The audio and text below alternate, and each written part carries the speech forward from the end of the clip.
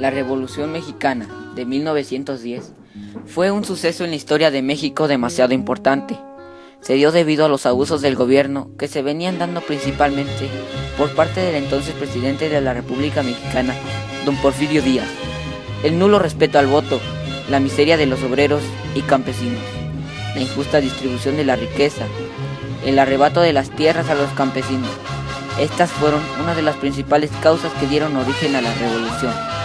La sociedad mexicana estaba dividida en varias clases sociales: la aristocracia feudal o alta sociedad, la burguesía nacional, la pequeña burguesía o clase media, y por último, y como siempre lo ha estado, el proletariado y el campesino. Esos terribles y tediosos 30 años fueron una dictadura. El porfiriato enriqueció unos pequeños grupos de familias a costa del trabajo de los campesinos y de los obreros, que formaban la mayoría de la población. Se constituyó entonces una clase rica que era dueña de haciendas, de fábricas, casas comerciales y de negocios financieros. Además de los bienes económicos, este grupo de ricos controlaba el poder político y disfrutaba de una preparación cultural suficiente para juzgar al resto de la población mexicana. Estas condiciones políticas, económicas y sociales bajo el gobierno de Porfirio Díaz fueron las causantes que motivaron a la revolución de 1910. Sucede que en junio de 1910, cuando se llevaban a cabo unas elecciones cuestionablemente democráticas, Díaz resultó electo como presidente para un nuevo periodo, y esta vez de 6 años, acompañado de Ramón Cortés Corral como vicepresidente.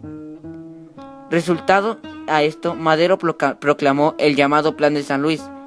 En este documento se establecieron los principios revolucionarios, y asimismo se fija la fecha del 20 de noviembre para iniciar la guerra con el lema de sufragio efectivo, no reelección. El 6 de octubre Madero escapó de San Luis Potosí con destino a San Antonio, Texas, donde se reunió con sus familiares y partidarios. Allí redactó junto con un pequeño grupo un documento conocido como el Plan de San Luis, aunque en realidad este texto apareció fechado el 5 de octubre en San Luis Potosí. El plan convocaba a la lucha armada, declaraba nulas las elecciones para presidentes, vicepresidentes, magistrados de la Suprema Corte de la Justicia de la Nación, diputados y senadores, además de que se reconocía como presidente provisional y jefe de la revolución a Madero. Asimismo señaló que el 20 de noviembre, la fecha en la que todos los mexicanos debían levantarse en armas. Y junto con este documento, Madero escribió un manifiesto dirigido al Ejército Federal, en el que se exhortaba a unirse al movimiento revolucionario, que decía: conciudadanos, no vaciléis esto, tomad las armas y despojar del poder a los usurpadores, recobrar vuestros derechos de hombres libres y recordar que vuestros antepasados legaron una herencia de gloria que no podéis mancillar. Ser como ellos, fueron invencibles en la guerra, magnánimos en la victoria, sufragio efectivo, no reelección. Este documento se considera lo que sería el inicio formal de la Revolución Mexicana. Sin embargo, no fue así. Al enterarse el gobierno porfirista que Aquiles Cerdán encabezaba uno de los centros más peligrosos antireeleccionistas en Puebla, y que en su casa se encontraban algunos individuos con armas, la policía hizo un cateo el día 18 de junio, pero cuando los gendarmes llegaron comenzó el tiroteo. Este se prolongó por mucho tiempo, necesitándose la intervención del ejército para poder sitiar la casa y ocuparlo, resistiéndose toda la familia Cerdán con convicción. Cuando el parque se agotó, los Cerdán se rindieron, escondiéndose Aquiles Cerdán en una especie de sótano, donde apenas cabía un hombre. Allí permaneció hasta el día siguiente, cuando al toser en la madrugada del 19 fue descubierto y asesinado por el soldado que hacía la guardia, el cual le hizo 2 disparos en la cabeza. Puede considerarse que la Revolución Mexicana dio inicio en Puebla, con la represión sufrida por la familia Cerdán. En el transcurso de las siguientes semanas surgen guerrilleros por todas las partes del país: Emiliano Zapata, Ambrosio Rómulo Figueroa y Manuel Azúnzulo en Morelos, Salvador Escalante Ramos Romero en Michoacán y Jalisco, Gabriel Hernández en Hidalgo, Pascual Orozco y Francisco Villa en Chihuahua. El 10 de mayo de 1911, Pascual Orozco ataca y toma Ciudad Juárez. Desde allí, Madero envió un telegrama exigiendo de nuevo la renuncia de los dos líderes del país. El 21 del mismo mes se celebraron los dos tratados de Ciudad Juárez, en donde se aceptaba la renuncia de Porfirio Díaz y de Ramón Corral, donde dando fin el día 25 a la época del Porfiriato. Díaz fue sustituido por Francisco León de la Barra, en calidad de presidente interino. Gobernó del 25 de mayo de 1911 al 6 de noviembre del mismo año, mientras Porfirio Díaz salió de la capital y en Veracruz embarcó en el navío alemán con destino a Francia, donde murió el 2 de julio de 1915 en la ciudad de París a los 84 años de edad. El partido antirreeleccionista fue reorganizado y apareció en su lugar el Partido Constitucional Progresista, cuyo lema era sufragio efectivo, no reelección, y presentó la fórmula siguiente: Francisco I. Madero para presidente y José María Pino Suárez para vicepresidente, quienes al efectuarse las elecciones resultaron triunfadores. A solo unos días de asumir el poder, Francisco I. Madero estalló en Morelos un levantamiento dirigido por Emiliano Zapata, ya que al llegar Francisco I. Madero a la presidencia, Zapata le exigió que expidiera una ley agraria. A cambio, Madero le podía entregar las armas. Zapata no acepta y da a conocer el plan de Ayala, a través del cual se exigía, entre otras cosas, la renuncia de Madero y Pino Suárez. Su lema era tierra y libertad. En 1912, Pascual Orozco da a conocer en marzo el plan de la empacadora o plan de Chihuahua, en el que se desconocía a Francisco I. Madero y se pedían reformas sociales. Orozco derrumbó a Francisco Villa. Madero nombra a Victoriano Huerta comandante de la División del Norte y vence a Pascual Orozco en 1913. Surge un movimiento armado dirigido por el general Bernardo Reyes, junto a otro brote de oposición, comandado por el general Félix Díaz. Los dos fracasaron y fueron llevados presos a la Ciudad de México. No obstante, desde su encierro, conspiraron contra Madero y Pino Suárez, los cuales, al ser liberados, Reyes se dirigió al Palacio Nacional, pero fue asesinado por tropas federales leales. Por su parte, Félix Díaz y Pascual Orozco se apoderaron de un recinto militar llamado La Ciudadela.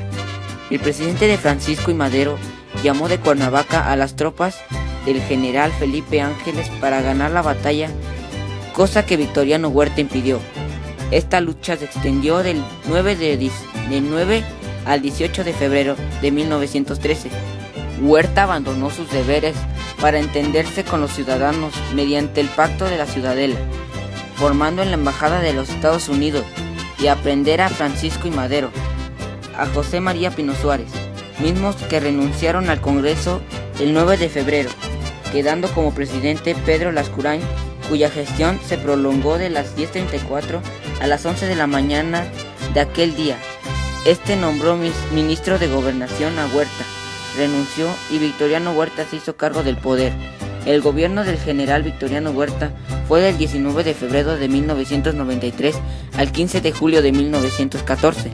Se propagaba la rebelión en contra de Victoriano Huerta, bajo la acción del gobernador coahuilense Venustiano Carranza, quien dio a conocer el Plan de Guadalupe el 26 de marzo de 1913, en donde se ostentaba como primer jefe del ejército constitucionalista y pidió regresar al orden constitucional.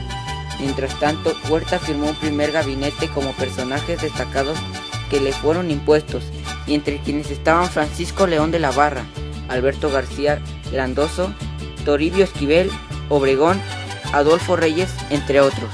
El 22 de febrero de 1913 son asesinados Francisco I. Madero y José María Pino Suárez. Corriendo la misma suerte después Belisario Domínguez Valencia. Este último era senador de Chiapas y pronunció un discurso que concentraba la violencia desatada y causó a Victoriano Huerta de asesinato, siendo este la causa de su muerte. Por ello el Congreso se indignó. Huerta se deshizo de su primer gabinete para poder formar otro y aplazarlo.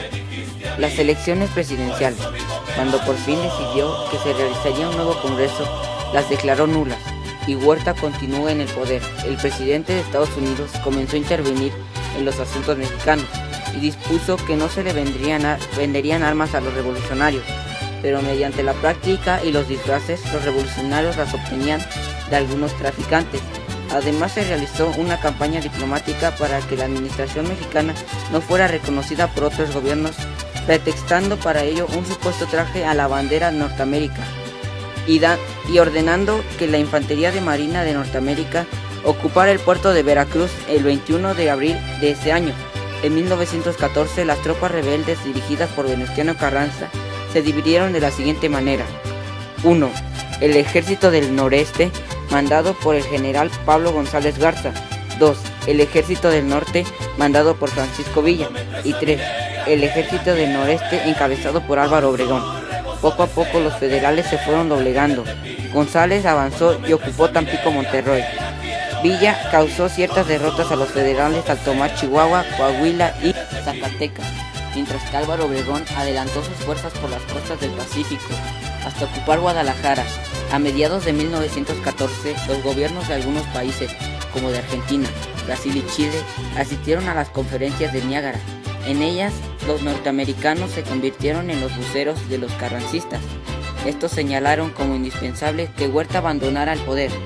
Ante tal situación, Huerta abandonó el poder y quedó como presidente el licenciado Francisco Carvajal, quien ostentó el cargo del 15 de julio al 13 de agosto de 1914. Desapareciendo el régimen huertista, los caudillos revolucionarios luchaban entre sí. Venustiano Carranza fue el primer jefe del ejército constitucionalista. Francisco Villa por ganar las batallas de mayor importancia contra Victoriano Huerta y pedir la repartición de tierras. Emiliano Zapata porque exigía el cumplimiento del plan de Ayala. Esta situación es descalificada por los demás grupos, quienes deciden convocar a la Convención de Aguascalientes en octubre de 1914. A dicha convención asistió Álvaro Obregón en representación de Venustiano Carranza, Antonio Ríos Soto y Gama, representando a Zapata y Francisco Villa. Los convencionistas acordaron la renuncia de Carranza, Villa y Zapata a los mandos que ejercían y se nombrara presidente a Aulario Gutiérrez, quien tomó el cargo el 3 de noviembre y lo abandonó el 28 de mayo de 1915. Gutiérrez deja la presidencia. Francisco Villa se enfrenta a las tropas carrancistas comandadas por Álvaro Obregón en la región de Celaya.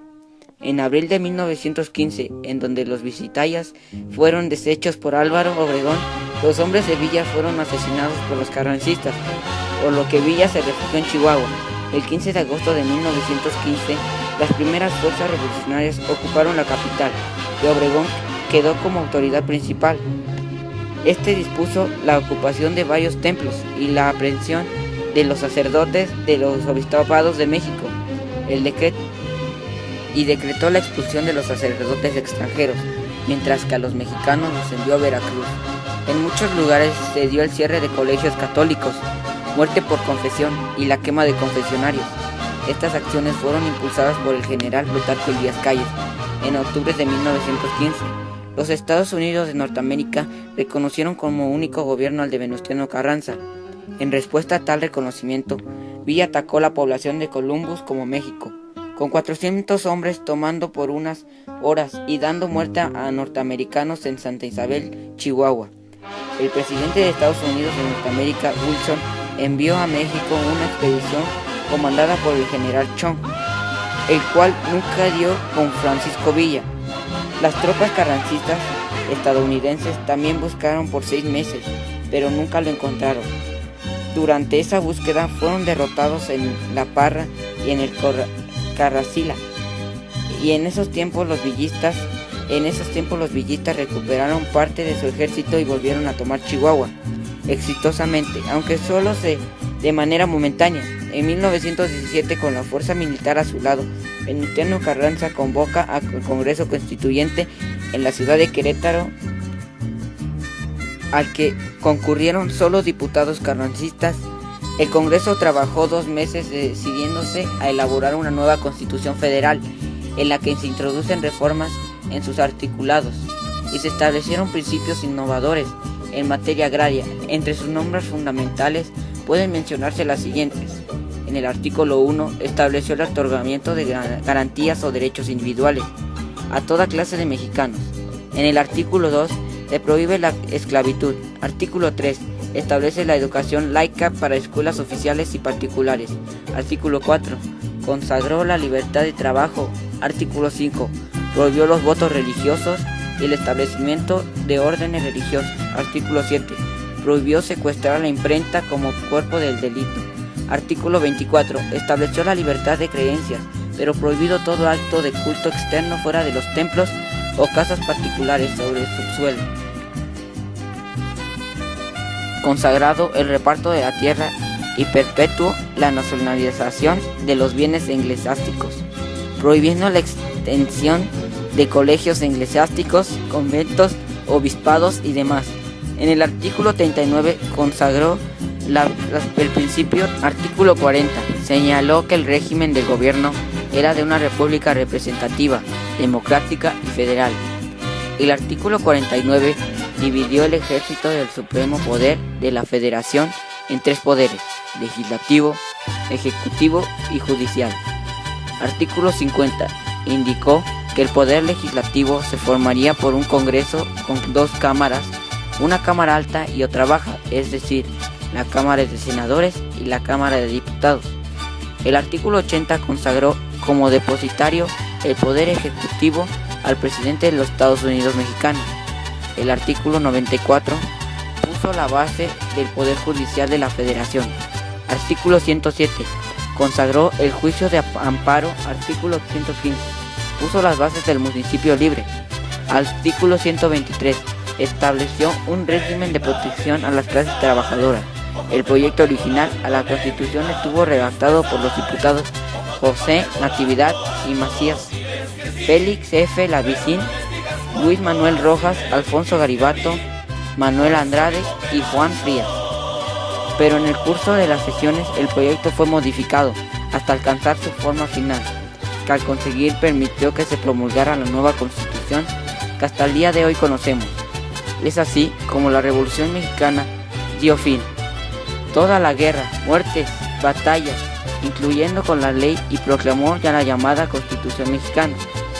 Los héroes de ese entonces, como lo era Pancho Villa, Francisco y Madero, pudieron resolver un conflicto estipulando leyes y no haciéndolo con la guerra. Todo esto narrado fue la Revolución Mexicana.